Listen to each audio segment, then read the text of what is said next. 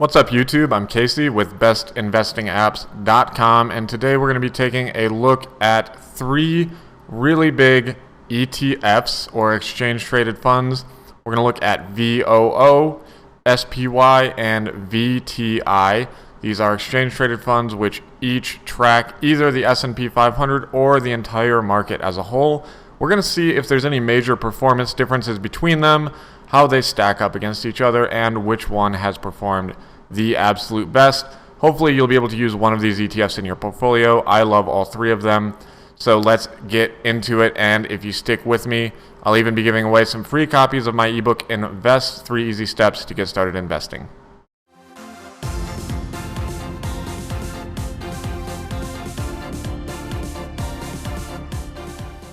First up is the SPY, or the Spider S&P 500 ETF. This is an exchange traded fund which tracks the performance of the S&P 500 indexed benchmark. That means that the ETF is supposed to perform exactly the same as the S&P 500, which is the 500 largest companies in the US stock market by capitalization.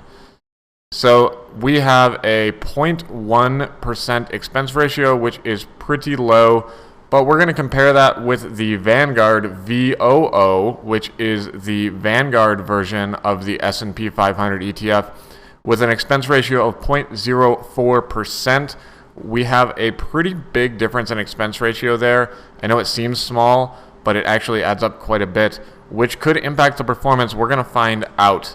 Finally, we're going to also stack them up against the VTI, or the Vanguard Total Stock Market ETF. The VTI is one of my favorite ETFs because its goal is to track the whole performance of the market, including small cap, large cap, mid cap, all the sectors, you name it.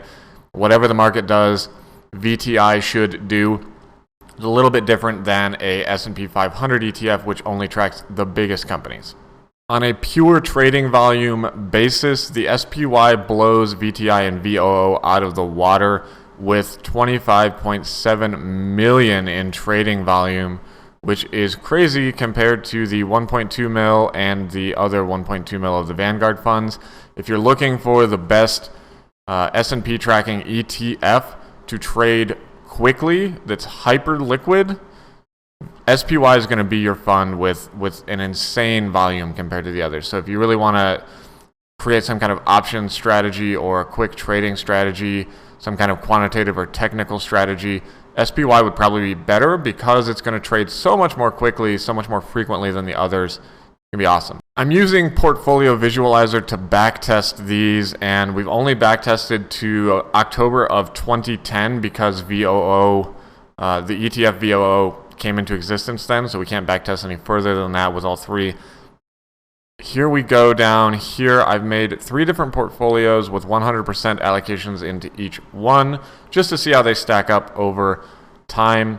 The very first portfolio is all VTI, and you can see that the annual growth rate is 12.72%.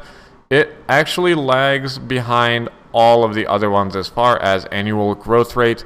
VTI performs the worst. The best performer of the bunch is actually VOO, or the Vanguard S&P index. It also has the lowest standard deviation, and it has the highest worst year. So the worst performance in any year was 1.31%, which is kind of, it sounds weird to say it that way, but it performed better than the other ones, even in its worst years, is what that amounts to. It also has a lower maximum drawdown, although in effect, VOO and SPY should be pretty much identical. They really should. There's not a lot different with them. You can see that all three have almost a 100% US market correlation, as they should. They're supposed to move in tandem, in lockstep. I really think that we've got similar performance, but it's interesting to note a few key differences. I had to re-record this session because my giant head got in the way of this chart, so let's check out the performance here of VTI versus the S&P 500 indexes. So remember, VTI is the total stock market index, the whole market, and the other VOO, and SPY, those are just the S&P 500. Let me see if I can get out of the way here. Check out the fact that VTI does quite a bit better on good years, almost 1% better on some of the big up years here. And then on the down years, when it's not performing at its peak, it seems to underperform quite a bit. You can see here it was down by 1% below the others, another percent below the others, and maybe 0.25% below the others. So it's interesting to note that the performance of VTI, or the total market, seems to be a little more volatile than the rest of the S&P indexes, which should be reflected in the standard deviation, which you can see here. Portfolio 1 standard deviation is 11.5%. Portfolio 2 and 3 standard deviations are both about 11%. That makes sense. That adds up. I can see that reflected in the numbers. And of course, the maximum drawdown here is also reflected. VTI has a bigger max drawdown than SPY or VOO. Cool stats to note, interesting to think about, and figure out how we can use that in our portfolio.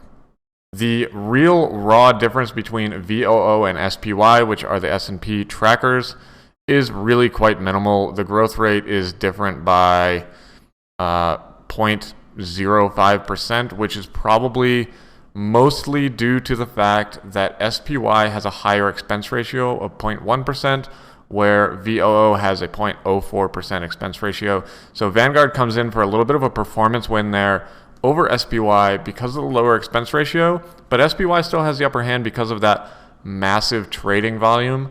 So if you're looking to trade frequently, SPY is probably for you. Who cares about the minor difference in expense ratio?